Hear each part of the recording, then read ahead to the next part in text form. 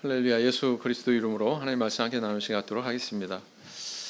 자, 이번 시간에는 우리 지난달 말에 이어서 기본신앙 제7항 성찬례에 대한 우리의 믿음을 다루는 시간이 되겠습니다.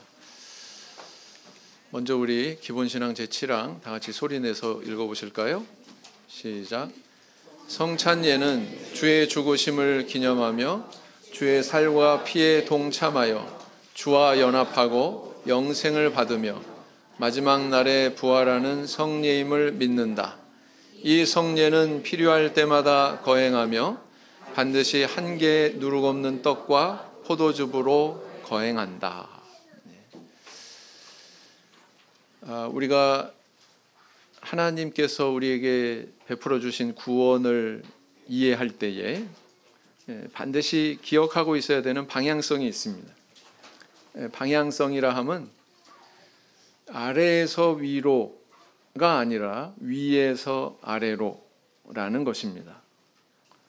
아래에서 위로가 불가능하기 때문에 위에서 아래로 시작이 되었죠. 동의하십니까? 네, 그래서 예수 그리스도께서 저 하늘 위에서 그 하늘의 보좌를 버리시고 이 땅의 낮은 인간의 몸으로 임하셨습니다. 여기에 커다란 방향성의 근거가 있는 거지요. 그래서 우리에게 특정한 하나님께서 우리에게 명령하신 그 교리를 통해서 구원에 이를 수 있는 길을 열어주셨습니다. 그래서 이 교리 안에는 어떤 것이 있냐면 성례라는 것이 있거든요.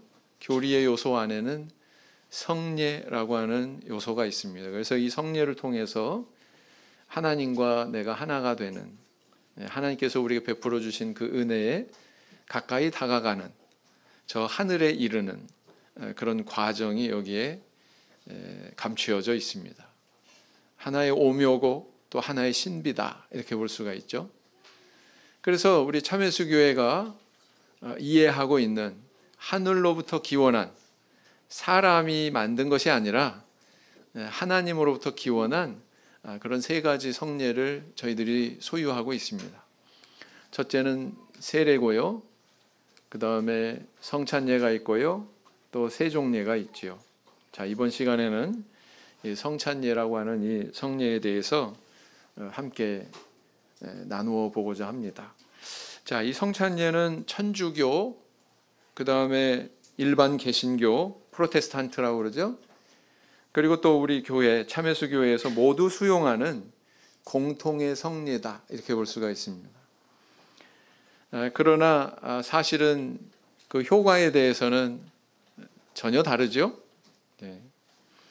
성찬례는 언제 누가 그리고 무엇을 위해서 이렇게 세운 것이고 또 그것 안에는 어떤 하나님의 은혜가 이렇게 감추어져 있는가, 이렇게 우리 3대 성례 가운데 하나인 성찬례에 대해서 살펴보도록 하겠습니다. 먼저 이 성찬례에 대해서 기원을 한번 우리가 짚어볼 필요가 있어요. 이 성찬례가 하나의 성례로 받아들여질 수 있는 근거, 그것은 과연 어디에 있는가? 먼저 우리는 구약적인 배경을 좀 이해할 필요가 있죠. 구약의 이런 성찬례와 관련된 그림자적인 그런 요소가 있었습니다. 우리 성도님들 다 아시다시피 유대인들이 지키는 아주 중요한 절기가 있죠. 절기가 있는데 그것은 바로 유월절입니다. 이 유월절 절기는 과거 이스라엘 백성들이 애굽 땅에서 430년 동안 종살이 하다가 해방되는 그 아주 뜻깊은 기쁜 그 날을 기념해서 지키는 절기가 바로 유월절이거든요. 그런데 이렇게 노예 생활에서 이스라엘 백성들이 벗어날 수 있었던 것은 그들의 능력이 아니라 사실은 하나님께서 베풀어 주신 10개의 재앙 때문이었습니다. 그래서 뭐 10개라는 영화나 아니면 뭐 이집트의 왕자 같은 그런 애니메이션이나 이런 걸 보면 그 10개의 재앙에 대해서 이렇게 표현하고 있죠. 그 10개의 재앙 가운데서도 이 마지막 재앙이 애굽을 나올 수 있는 아주 결정적인 그런 계기가 됩니다. 그 마지막 재앙이 뭐였죠? 사람이건 짐승이건 첫 태생, 다시 말하면 장자로 태어난 것들은 전부 다 죽임을 당하는. 그래서 애굽 전역에 막 곡소리가 있지 않았습니까? 그게 바로 이제 마지막 재앙, 장자 죽음의 재앙이었다라는 것입니다. 근데 이 재앙이 이스라엘 백성들한테는 임했는데, 아니 애굽 사람들한테는 임했는데 이스라엘 백성들한테는 임했어요? 임하지 않았어요? 임하지 않았습니다. 그 비결은 어디에 있었냐면 하나님께서 이스라엘 백성들에게 취하신 조치 때문이었습니다.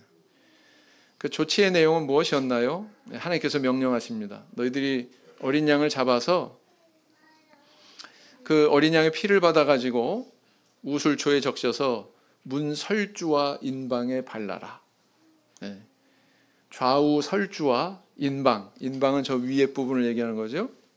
저기다 발라라. 그러면 천사가 그 피를 보고 재앙을 내리지 않고 그냥 넘어갈 것이다. 이렇게 하나님께서 명령을 하셨습니다. 그래서 이제 이 재앙이 임하지 않고 넘어갔다라고 하는 데에서 또 이 절기의 이름이 유래가 됐죠. 그래서 너물유, 너물월, 넘어가는 절기다. 이런 명칭이 나오게 된 것입니다. 그래서 그 근거가 성경에 이렇게 기록을 하고 있죠. 출애굽기 11장 5절에서 6절 말씀 같이 읽어보시겠습니다. 시작. 애굽 가운데 처음 난 것은 위에 앉은 바로의 장자로부터 맷돌 뒤에 있는 여종의 장자까지와 모든 생축에 처음 난 것이 죽을지라. 애굽 전국에 전무후무한 큰 곡성이 있으리라.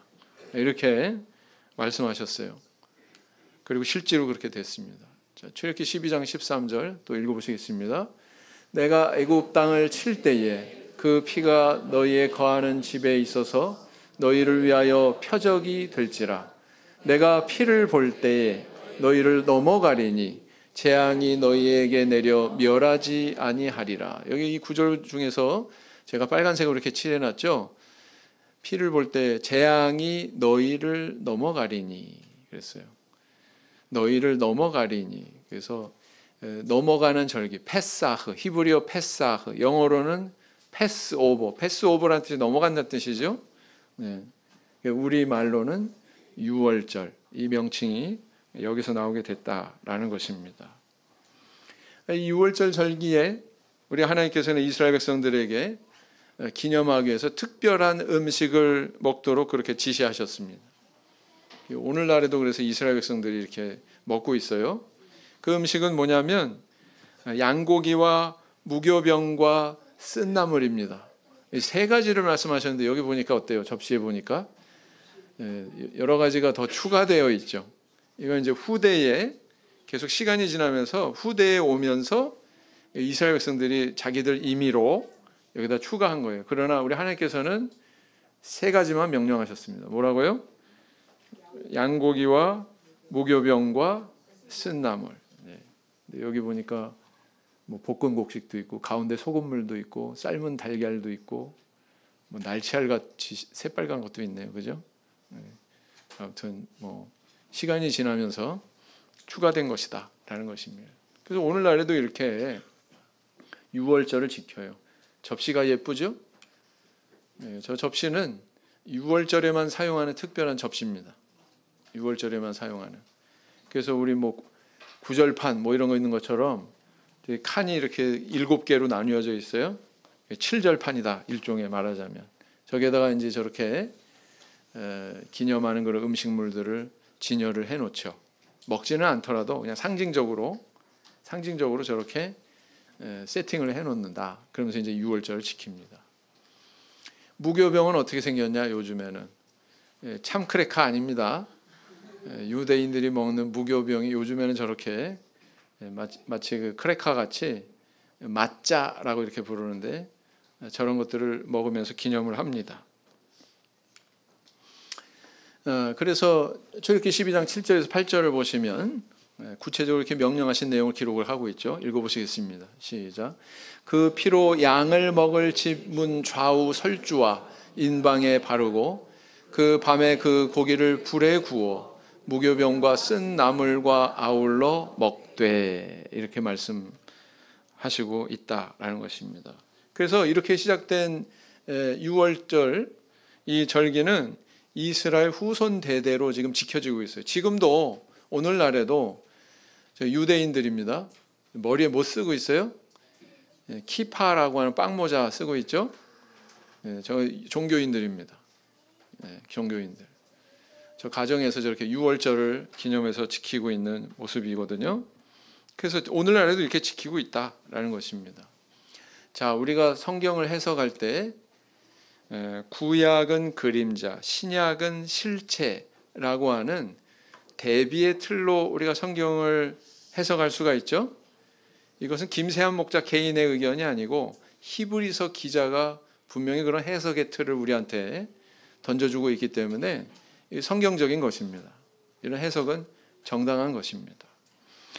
그래서 이런 틀을 가지고 우리가 해석할 때 바로 이 구약 시대 때 6월절 양이 도살돼 가지고 그 피로 인해서 이렇게 이스라엘 백성들이 노예 생활에서 해방된 것처럼 신약 시대에는 예수님께서 이렇게 십자가 위에서 제물이 되셔가지고 피 흘려주신 그 피로 인해서 인류가 사망의 저주에서 죽음의 저주에서 벗어나는 길이 열리게 되었다. 이것을 우리에게 가르쳐주고 있다라는 것입니다. 그래서 이처럼 6월절이라고 하는 절기는 우리 예수님의 이 구속의 은혜와 대단히 깊은 관계가 있다라는 것입니다. 그래서 바울 사도가 고린도전서에서 예수님을 이렇게 표현하고 있습니다. 읽어보실까요? 시작. 너희는 누룩 없는 자인데 새 덩어리가 되기 위하여 묵은 누룩을 내어버리라. 우리의 6월절 양 곧 그리스도께서 희생이 되셨느니라. 그리스도, 예수 그리스도께서 뭐가 되셨다고요? 희생이 되셨는데 희생 제물 이렇게 이야기하는 게 더 정확하겠죠? 6월절 양으로 표현하고 있어요. 그리스도를 뭘로 표현하고 있어요? 6월절 양 곧 그리스도 이렇게 얘기하고 있습니다. 이렇게 구약의 그림자와 신약의 실체 사이에 이런 대비를 이루는 해석을 하고 있다라는 걸 알 수가 있죠. 이처럼 하나님이 구원의 은혜를 입은 이스라엘 백성들에게 6월절을 지키라고 명령하신 것처럼 예수 그리스도께서는 구원의 은혜를 입은 성도에게 새로운 영적인 6월절을 지키도록 명령하신 것입니다. 그게 바로 뭐예요? 성찬예예요. 그게 성찬예. 네. 그러면 이 성찬예가 하나의 성례로 성립될 수 있는 그 시작점은 어디에 있었습니까? 그것은 바로 예수님의 말씀에 있었죠. 이를 행하여 나를 기념하라. 유명한 그림이에요. 레오나르도 다빈치라고 하는 화가가 그린 그림인데 성경과는 좀 동떨어진 면도 없지 않습니다. 중세 시대 때 이게 그려지다 보니까 저런 식탁에서 의자에 점잖게 앉아가지고 그렇게 식사했어요? 이스라엘 백성들이? 아니에요. 이렇게 옆으로 비스듬히 누워서 전부 다 동그랗게 둘러싸서 그렇게 식사를 한 것으로 전해지죠. 성경에도 그 근거가 되는 내용들이 또 있습니다. 자, 그래서 이렇게 예수님께서 만찬 자리에서 뭐라고 그러시냐면은 떡에 대해서 이를 행하여 나를 기념하라. 축사하신 다음에 이를 행하여 나를 기념하라. 이 떡은 바로 내 몸이다. 이렇게 말씀하시지 않습니까? 그리고 또 잔에 대해서도 또 말씀하셔요. 잔에 대해서도 이것을 너희를 위해서 흘리는 바 나의 피 언약의 피다. 그러면서 또 잔을 돌리시지 않습니까? 그러시면서 하시는 말씀이 또 이를 행하여 나를 기념하라. 이렇게 명령하셨다는 거예요. 그래서 우리가 세례를 주는 근거가 예수님의 말씀에 의해서 세워진 성례이기 때문에 그렇죠? 아버지, 아들과 성령의 이름으로 세례를 주고 이렇게 말씀하셨잖아요. 그 말씀에 의해서 이 세례를 우리가 하나의 성례로 수납하는 것처럼 예수님께서 이를 행하여 나를 기념하라 이렇게 명령하셨기 때문에 그 말씀의 근거에서 우리가 이것을 하나의 성례로 받아들이고 있게 된다라는 것입니다. 누가복음 22장 19절에서 20절 말씀 읽어보시겠습니다. 또 떡을 가져 살해하시고 떼어 저희에게 주시며 가라사대 이것은 너희를 위하여 주는 내 몸이라. 너희가 이를 행하여 나를 기념하라 하시고 저녁 먹은 후에 잔도 이와 같이 하여 가라사대 이 잔은 내 피로 세우는 새 언약이니 곧 너희를 위하여 붓는 것이라. 이렇게 말씀하셨다는 거예요. 그런데 혹자는 이렇게 질문을 제기할 수가 있습니다. 뭐냐면은 이거 성찬은 예수님하고 제자들 양자간에 있었던 일 아닙니까? 나는 예수님 본 적도 없고 나는 그 자리에 참석한 적도 없고 이를 행하여 나를 기념하라 이야기 들은 적도 없습니다. 근데 오늘날 내가 왜 성찬예를 지켜야 되죠? 이렇게 질문할 수 있어요, 없어요? 네. 그런 그 질문을 제기할 수가 있다라는 것입니다. 그런데 오늘날 모든 교회가 이것을 성례로 받아들여야만 된다라고 하는 근거를 성경은 우리에게 제시하고 있죠. 제시하고 있습니다. 어디에서 찾아볼 수 있을까요? 바울 서신에서 찾아볼 수 있습니다. 바울 사도는 고린도전서에서 성찬예의 절차와 그리고 떡의 의미, 잔의 의미에 대해서 아주 자세하게 그렇게 언급을 하고 있습니다. 그런데 아시다시피 바울 사도는 예수님의 직계 제자예요, 아니에요? 예수님이 12제자 가운데 들어가요, 안 들어가요? 안 들어가요. 그럼에도 불구하고 마치 본인이 그 자리에 직접 있었던 것처럼 정확하게 막 예수님이 직접 막 잔을 드시고 뭐 떡을 이렇게 축사하시고 그런 것처럼 굉장히 자세하게 이렇게 묘사를 하고 있거든요. 그러면서 이것은 주께 받은 것이니 바울 사도가 그렇게 얘기합니다. 사람한테 누구한테 들어서 안 게 아니고 예수님으로부터 난 계시를 받았다. 예수님이 보여주셨다. 이렇게 증거하고 있다는 사실이에요. 그래서 이로 볼 때 바울 사도는 성찬 알고 있었어요? 없었어요? 마지막 그 예수님과 제자들 사이의 성찬의 내용 알고 있었어요? 없었어요? 자, 이 이야기를 고린도 교회 성도들한테 이야기합니다.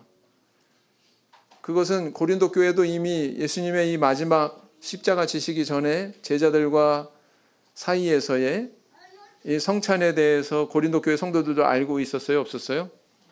알고 있었어요. 알고 있었습니다. 바울 사도는 그걸 알고 있다고 하는 전제로 고린도전서에서 이걸 서술하고 있는 거거든요. 만약에 그렇다면 바울 사도도 고린도 교회도 성찬에 대해서 알고 있었다는 사실은 곧 초대 시대, 사도 시대의 교회가 이것을 하나의 성례로 받아들였다는 것을 의미하는 것입니다. 맞죠? 네. 이미 성례로 받아들였기 때문에 이 편지를 쓰면서 바울 사도가 자연스럽게 거기에 대해서 언급하고 있고 그 교훈에 대해서 이렇게 이야기를 하고 있는 것입니다. 그래서 만약에 이와 같이 예수님을 따르는 모든 교회와 제자들이라면 오늘날에도 마땅히 이것을 하나의 성례로 받아들이고 실천해야 된다라는 것을 의미하고 있는 것이죠. 그래서 우리가 이것을 성례로 받아들이고 있는 것이다 라는 것입니다. 고린도서 11장 23절 읽어보시겠습니다. 시작. 내가 너희에게 전한 것은 주께 받은 것이니 곧 예수께서 잡히시던 밤에 떡을 가지사 그랬어요. 이 성찬에 대한 규례를 누구한테 받았다고 바울 사도는 이야기하고 있습니까? 주께 받았다 이렇게 수레하고 있습니다. 사람이 만든 게 아니에요. 바울 사도가 임의로 만든 게 아니에요. 교회 어떤 익명의 사람이 야 이제부터 우리 이렇게 하자. 떡 가지고 포도주 가지고 이렇게 하자. 그래서 만들어진 게 아니에요. 누가 주셨어요? 주께서 주셨어요. 그래서 바울 사도는 주께 받았다고 이렇게 수레하고 있다는 사실입니다. 또 읽겠습니다. 시작. 축사하시고 떼어 가라사대 이것은 너희를 위하는 내 몸이니 이것을 행하여 나를 기념하라 하시고 식후에 또한 이와 같이 잔을 가지시고 가라사대 이 잔은 내 피로 세운 새 언약이니 이것을 행하여 마실 때마다 나를 기념하라 하셨으니 그랬어요. 떡에 대해서 잔에 대해서 예수님께서 이렇게 기념하라 말씀하셨다. 바울 사도가 지금 얘기합니다. 바울 사도가 고린도전서 누가 저자예요? 바울 사도. 누구한테 쓴 거예요? 고린도 교회 성도들한테. 서로 알고 있었어요.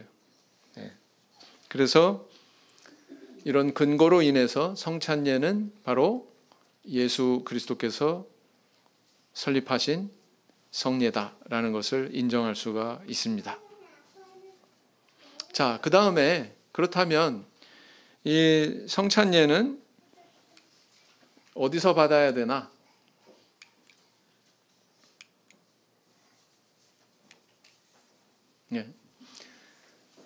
성찬례는 바른 성찬례를 소유한 교회에서 받아야 합니다. 이게 무슨 얘기냐? 바르지 않은 성찬례도 있다는 거예요, 없다는 거예요? 있다는 뜻입니다. 서두에 말씀드린 것처럼 이것은 천주교, 일반 개신교, 그 다음에 우리 참회수교에서 다 받아들이고 있는 성례예요.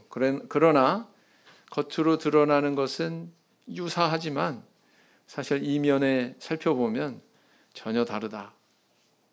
형식적인 면에서 다르고 그것을 이해하는 신앙의 내용적인 면에서도 다르다라는 것입니다. 그래서 그것을 살펴보면 첫 번째로 천주교의 견해가 있습니다. 성찬례에 대한 천주교의 신앙은 뭐예요? 화채설이라고 부릅니다. 뭐라고요? 화채설. 화채. 몸이 된다. 될 화자 써가지고. 몸이 된다. 이런 설이에요. 이런 주장입니다. 무슨 얘기냐? 이렇게 주교가 축사를 하면 그것은 실제로 예수님의 피와 몸으로 변한다는 견해입니다. 예수님의 실제 피와 몸으로 변한다. 이렇게 믿는다는 것이죠. 그래서요, 천주교 사제들은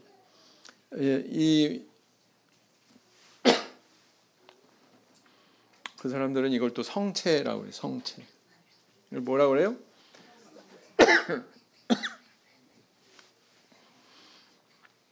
성체라고 합니다.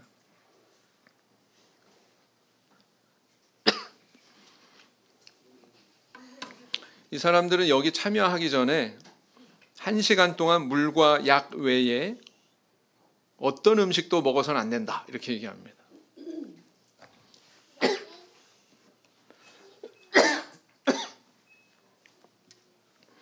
다분히 물질적이죠? 이 해석의 견해에 대해서 어떻게 생각하세요? 물질 중심적인 그런 해석 아닙니까? 그렇죠? 이게 그들이 가지고 있는 성찬에 대한 믿음과 이해다. 그래서 저렇게 이걸 뭐라고 그러냐면 거양이라고 그래요. 거양. 떡이 어때요? 동그랗죠? 태양이신 예수 그리스도를 상징한다. 태양신 숭배 사상이 여기 있는 거예요. 이렇게 들어서 축사합니다. 또 잔도 저렇게 들고 들어서 축사하고. 그래서 천주교의 견해, 화채설이 있습니다. 두 번째는 일반 교회가 가지고 있는 프로테스탄트, 개신교가 가지고 있는 성찬례에 대한 믿음과 형식이죠. 이들은 어떻게 생각하냐면 이것은 단순히 그냥 그리스도의 몸과 피를 상징한다 이렇게 이야기합니다. 상징한다. 상징할 뿐이지 뭐 이것을 먹는다고 그래서 거기에 특별히 어떤 그 영적인 어떤 효과가 있다 뭐 이렇게 생각하지 않는다는 것입니다. 그래서 드셔보신 적 있어요? 저는 먹어본 적 있어요. 카스테라, 포도주하고.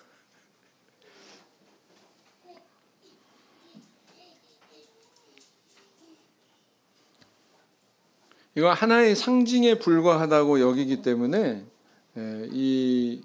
이것을 시행하고 뭐 준비하고 하는 과정도 보면은 그렇게 성경적이지 않아요. 저렇게 미리 다 잘라 놓습니다. 미리 다 따라 놓습니다. 그리고서는 해요. 그죠? 그래서 그들은 세례도 그렇듯이 세례는 시행은 하지만 이 세례를 통해서 어떤 영적인 그런 효과가 있다. 사람의 죄가 씻어지고 거듭나게 되는 그런 효과가 있다라고 믿지 않는 것처럼 단순히 상징이다 이렇게 생각하는 것처럼 성찬예도 역시 그렇게 생각한다는 거예요. 단순히 이거 상징이지 뭐 이걸 먹고 마신다고 해서 무슨 어떤 효과가 있다, 효력이 있다 이렇게 믿는다 안 믿는다? 안 믿는다는 것입니다. 안 믿어요. 그럼 뭐예요 결국은? 그렇게 생각하면서 실제로 이 성례는 집행을 해요. 모순이죠? 그들 자신이 형식주의자고 예수님조차도 형식주의자로 만드는 견해다라는 것입니다. 우리 참예수교회는 어떻습니까? 네. 너무 젊은가요? 네. 근 한 20년 전 사진인 것 같아요. 우리 참예수교회의 견해는 뭐냐? 천주교의 화채설도 아니고 개신교의 상징설도 아니고 우리 참예수교회에서 주장하는 것은 영화설이다라는 것입니다. 실제로 이거 축사를 하면 물질적으로는 아무 변화가 없어요. 여전히 떡이고 여전히 포도즙입니다. 그러나 이렇게 성령 받은 사람이, 성령 받은 우리 목사님이, 우리 교회 지도자가 이렇게 축사 기도를 하면 그 축사 기도를 통해서 이 떡과 포도즙이 영적인 어떤 신령한 작용이 있게 된다. 어떤 효과가 있게 된다. 이렇게 믿는 거죠. 이게 바로 영화설입니다. 마치 우리 세례도 마찬가지입니다. 성령을 받은 우리 교회 목사님이, 교회 지도자가 예수 그리스도 이름으로 세례를 베풀 때 이분이 성령 받았기 때문에 그 선언을 통해서 그 성례가 유효하게 되죠. 예. 그래서 예수님께서 말씀하셨잖아요. 너희가 성령을 받아라. 네 죄든지 사하면 사해질 것이요 그대로 두면 그대로 있으리라. 성령 받고 안 받고가 그래서 여기서 중요한 거예요. 그죠? 네. 마치 그런 것처럼 성찬예도 역시 마찬가지다라는 것입니다. 성령을 받은 집례자가 목사님이든 아니면 다른 성직자님이든 그것을 축사하고서 떼어서 나누어 줬을 때 거기에 성령의 역사로 영적인 어떤 효력이, 효과가 있다는 거예요, 없다는 거예요? 있다는 것입니다. 이렇게 우리는 믿고 있다는 거죠. 네. 그래서 세례도 세종례도 성찬례도 다 마찬가지지만 이 성례의 유효성은 성령이 계시냐 안 계시냐 이거 굉장히 중요한 관계가 있다. 긴밀한 관계가 있다라는 사실입니다. 근데 우리 참예수교회 안에는 어때요? 하나님의 영이 거하시죠? 그래서 그 하나님의 성령을 통해서 우리가 항상 방언 기도로 이렇게 하나님 앞에 기도하기도 하고 확인하고 있지 않습니까? 모든 전 세계 참예수교회가. 그래서 이 참예수교회 안에서만이 이런 성례의 영적인 효력, 효과에 대해서 이야기할 수 있다, 보증할 수 있다라는 것입니다. 읽어보시겠습니다. 시작. 하나님의 지으신 모든 것이 선함에 감사함으로 받으면 버릴 것이 없나니 하나님의 말씀과 기도로 거룩하여 지민이라. 이렇게 얘기하고 있어요. 마지막에 보니까 하나님의 말씀과 기도로 거룩하여 지민이라 그랬습니다. 그렇죠? 이런 역사가 이 성찬예에 있다라는 것입니다. 자, 그럼 이 성찬예의 또 다른 주제를 우리가 생각해 볼 수 있는데 그것은 바로 뭐냐면은 이 성찬예를 주님께서 왜 주셨어요? 우리에게 신령한 몸에 대해서 장차 우리가 부활할 그 신령한 몸에 대해서 약속으로 우리에게 주신 것이다 라는 것입니다. 예수 그리스도께서는 제자들에게 장차 성도가 부활한 다음에 나중에 어떤 몸을 소유하게 될지 사실은 그 실체를 보여주셨어요. 어떻게? 그분 자신의 몸을 통해서. 여러분 부활의 첫 열매가 누구세요? 예수 그리스도이십니다. 나사로는 죽었다가 부활했지만 부활의 첫 열매라고 부르지 않습니다. 그죠? 회당장 야이로에 따른 죽었다가 부활했지만 부활의 첫 열매라고 얘기하지 않습니다. 그 몸은 다시 죽었어요. 그죠? 근데 부활의 첫 열매는 누구냐? 바로 예수 그리스도시다라는 것입니다. 썩지 않는 몸, 쇠폐하지 않는 몸, 그 몸을 입으셨어요. 참 신기한 것은 주님이 부활하신 다음에 제자들 앞에 성경에 분명히 그렇게 기록하고 있습니다. 문들을 닫았는데, 여러분 방에 들어가려면 반드시 어떻게 해야 돼요? 문을 열어야 되죠. 문들을 닫았는데, 그런데 갑자기 예수님이 가운데 턱 나타나셨어요. 제자들한테 말씀하십니다. 너에게 평강이 있을지어다. 그리고 뭐라고 대화하신 다음에 다시 또 사라지셨어요. 갑자기 사라지셨어요. 성경은 그렇게 기록하고 있습니다. 네. 이처럼 이 부활한 이 몸은 이런 공간에 제한이 없는 몸이구나 라는 것을 알 수가 있습니다. 이런 몸이 존재한다고 성경은 이렇게 증거하고 있거든요. 고린도전서 15장 44절 읽어보시겠습니다. 시작. 육의 몸으로 심고 신령한 몸으로 다시 사나니 육의 몸이 있은즉 또 신령한 몸이 있느니라 그랬어요. 그래서 이 신령한 몸, 성경에는 이렇게 기록하고 있고요. 또 우리 중국어로 되어 있는 우리 교회 서적, 참여수교회 대만 총회에서 발간한 모든 서적 이런 데를 보면 링티, 영체 이렇게 또 표현을 하고 있습니다. 영적인 몸이다. 신령한 몸이다. 그래서 이 신령한 몸이 있음을 성경은 우리에게 분명히 언급을 하고 있습니다. 이 신령한 몸을 뭘로 비유하냐면 신령한 몸을 육의 몸과 견주었을 때 육의 몸은 뭘로 비유를 하고 있어요? 장막집으로 비유하고 있습니다. 장막집. 저렇게 생겼습니다. 유목민들이 쓰는 장막집. 좋아 보여요? 허름해 보여요? 살고 싶어요? 안 살고 싶어요? 그래도 다 살고 계시면서 지금 육의 몸에 사는 것이 저는 장막집에 사는 것 같다는 뜻입니다. 임시 거처라는 거예요. 우리 옷도 입었다 벗었다 입었다 벗었다 또 빨고 또 입었다 벗었다 헤어지면 또 꿰매고 그러다가 나중에 때가 되면 어떻게 돼요? 더 이상 이거 뭐 꿰맬 자리도 없고 끝났다. 그럼 어떻게 처리하세요? 버리죠? 버리는 것처럼 우리의 육신도 버릴 미래가 있다 없다? 여기 뭐 병들면은 약 먹고 고치고 뭐 어디 찢어졌으면 병원 가서 꿰매고 뭐 이러고 쓰고 이렇게 쓰고 저렇게 쓰다가 언젠가 미래에 이거 벗어버릴 날이 있어요 없어요? 흙으로 돌아가 버리게 되는 그런 미래가 다 누구도 예외 없어요. 여기에서 지구상에 여태까지 태어난 사람 중에서 이 미래에 대해서 벗어난 사람이 없습니다. 그렇죠? 에녹 같은 사람 빼고. 그래서 이것을 장막집이다. 육의 몸을 뭐라고 이야기하고 있어요?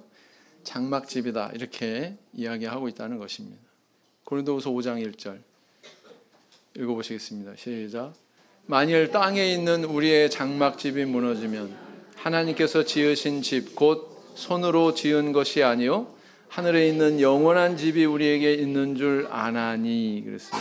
여기도 보니까 장막집 그랬는데 그거와 대비시켜가지고 뭘 언급하고 있어요? 하늘에 있는 영원한 집. 이게 아까 우리 읽으셨던 고린도전서 15장에 있는 그거랑 정확하게 일치하는 표현이에요.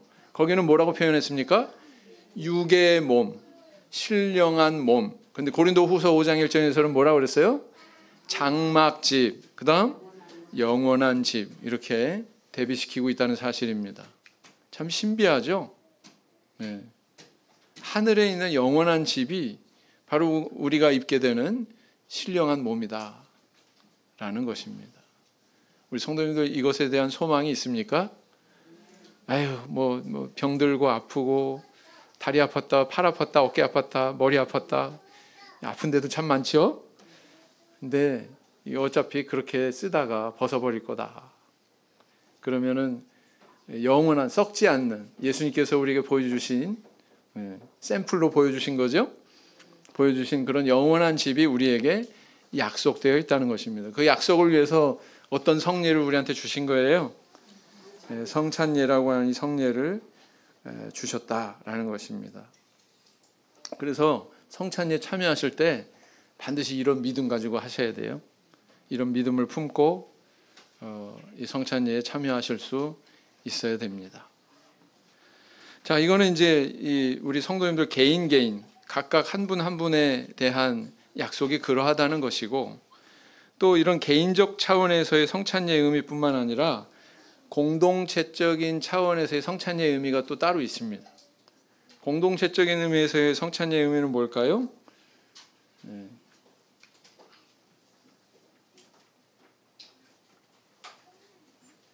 성찬례에 참여하는 자는 주의 죽으심을 오실 때까지 전해야 합니다.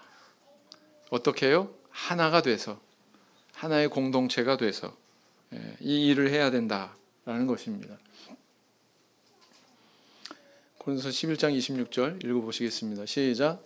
너희가 이 떡을 먹으며 이 잔을 마실 때마다 주의 죽으심을 오실 때까지 전하는 것이니라 그랬어요. 주의 죽으심을 오실 때까지 전하는 것이니라 그랬습니다. 그리고 이 성찬례는 성경적인 지침과 방법대로 시행되어야 됩니다. 아까 우리 화채설, 상징설 이런 거 언급할 때 한 것 같은 그런 절차와 방법대로 하면 된다 안 된다? 안 된다. 성경이 제시하고 있는 방법과 지침은 어떤 것입니까? 첫째는 뭐냐면은 누룩에 발효시키지 않은 한 떡으로 축사해야 된다라는 것입니다. 읽어보시겠습니다. 시작. 떡이 하나요 많은 우리가 한 몸이니 이는 우리가 다 한 떡에 참여함이라. 고린도서 5장 8절 시작.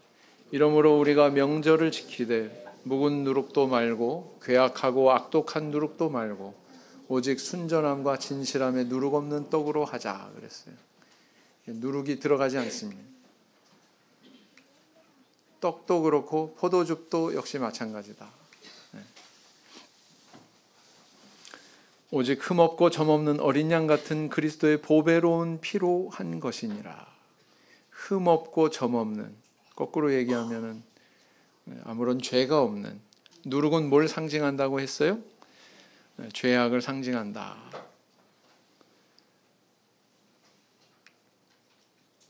그 다음 세 번째는 뭐예요? 수세자가 성찬례에 참여할 수 있습니다. 지난 영은의 행사 때 아무리 먹고 싶어 해도 비타민 사탕은 먹을 수 있어도 성찬례의 잔과 떡은 함부로 참여할 수 없는 거죠. 출애굽기 12장 48절 읽어보시겠습니다. 시작. 너희와 함께 거하는 타국인이 여호와의 유월절을 지키고자 하거든 그 모든 남자는 할례를 받은 후에야 가까이하여 지킬지니 곧 그는 본토인과 같이 될 것이나 할례 받지 못한 자는 먹지 못할 것이니라. 구약의 그림자를 통해서 우리가 신약의 영적인 유월절에 대해서 해석을 해볼 수가 있는 거죠. 그래서 할례 받은 자가 유월절에 참여한 것처럼 세례 받은 자가 성찬에 참여할 수 있다라는 것입니다. 그 다음 네 번째, 시행의 때와 시행의 횟수는 제한이 없다. 영상으로 대만에서 이루어지는 성찬례 내용을 한번 보시겠습니다. 耶稣拿起一块无酵饼，祝谢了，就分给门徒吃；又拿起杯，祝谢了，递给他们分着喝。这个无酵饼是耶稣的身体，杯中的葡萄汁是耶稣的血。当我们吃着饼，喝着杯，就是一同领受耶稣的血汗身体，同时纪念耶稣的死。末日就要复活，这就是圣餐。按照圣经的吩咐，饼是用没有加酵的面粉和水制成的无酵饼。无论领圣餐的信徒有多少，都只做成一块饼，因为所有信徒在耶稣里都是一体的。至于葡萄汁，也是将葡萄洗净后再 한국 교회와 차이점이 있어요. 借着 뭐가 圣 있을까요? 餐里让主的生命在我们里面，我们也能与弟兄姐 착즙을 妹在主里彼 착즙을 此 하고 联 있죠. 合，建立有主耶稣慈爱的大家庭。 뭐 저기 러시아 뭐 이런데 그 사역하러 가실 때 목자님이 거기는 성찬리 어떻게 할까요? 포도 안 我 나잖아요. 心里 러시아 面的 뭐. 说的那个感 어떻게 动 할까요? ，不是说我在想什么东西，而使我自己觉得非常的感动，而是就是里面的一个力量使我不断的 건포도를 感动， 가지고 非常感动，就是你感受到那个从灵里来的那一份的爱。 네, 여기까지 보셨습니다. 어때요? 일치하죠? 네, 전 세계 참여수에 다 일치합니다.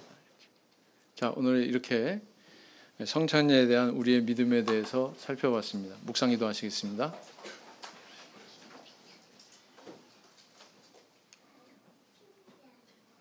아멘. 찬송 약하고요. 바로 기도하도록 하겠습니다. 기도할 때 오늘은